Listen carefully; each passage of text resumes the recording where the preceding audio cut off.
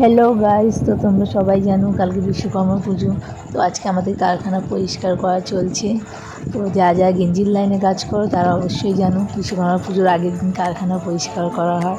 তো কারখানা তো না মনে হচ্ছে পুরো ভাগাড় হয়ে গেছে। একদিকে কারখানা পরিষ্কার চলছে, তো আর একদিকে রান্নাবান্না হচ্ছে আমাদের। এদিকে ভাত বসিয়ে দিয়েছে কাকিমা। রান্নাবান্নার ডিপার্টমেন্টে কাকিমা আর বান্ধবীকে দিয়ে দিয়েছে। ওরা দুজনেই রান্নাবান্নার দিকটা সামলাচ্ছে আর আমরা নিচে ভাগাড় পরিষ্কার করছি। যাই হোক, মাংসটা দেখতেই পাচ্ছি, মাংসের কালারটা দেখে বেশ ভালো লাগছে। জানি না খেতে কেমন হবে। বান্ধবী বলছে না না ভালোই হবে। কাকিমা একটুখানি টেস্ট করেছিল, বলছে না ভালোই হয়েছে খেতে।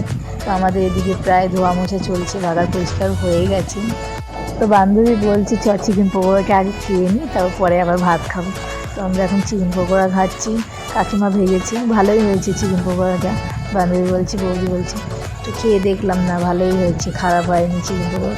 তো বলছি পকোড়ার সাথে একটু ঠান্ডা হলে কেমন হয়। তো তারপর নিয়ে আসলাম, আমরা ঠান্ডা খাচ্ছি এখন। স্প্রাইট নিয়ে এসলাম, তো স্প্রাইটই খাচ্ছি এখন সবাই মিলে।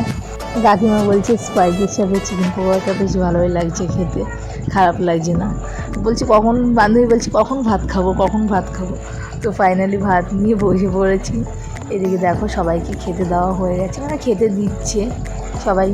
এটা হচ্ছে প্রথমে যে বসেছে, এটা হচ্ছে আমাদের মালিক দাদা বলছে না মাংসটা খুব সুন্দর হয়েছে।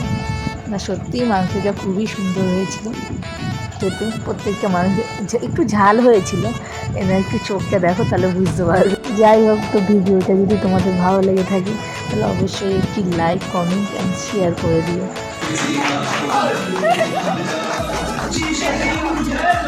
হাতালি